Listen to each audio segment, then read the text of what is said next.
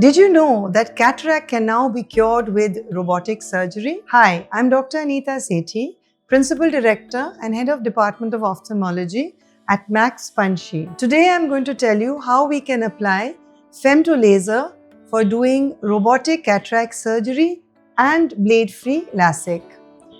The advantage of using the femtolaser in these surgeries is that we can get a very high degree of precision. It's a very well-controlled surgery, and so the outcomes are much better.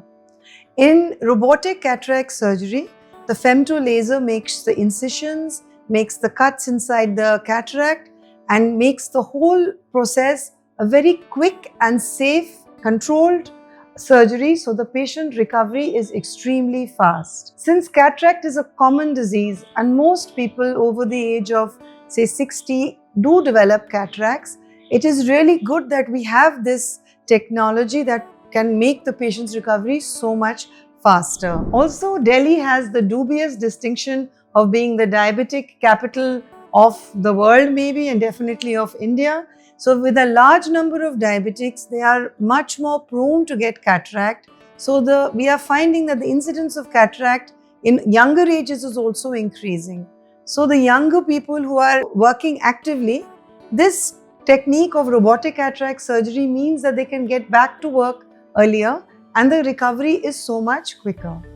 This femtolaser can also be applied for doing bladeless LASIK surgery. Now, LASIK surgery is a surgery for removing the number of glasses and mostly done in the age group of 20 to 45 years of age. Again, everybody now is in a hurry. We want quick recovery, we want quick results. So here when we do bladeless LASIK surgery, the results are so much better, so much more controlled, less dry eye, and the patient gets back to work or back to action really quickly.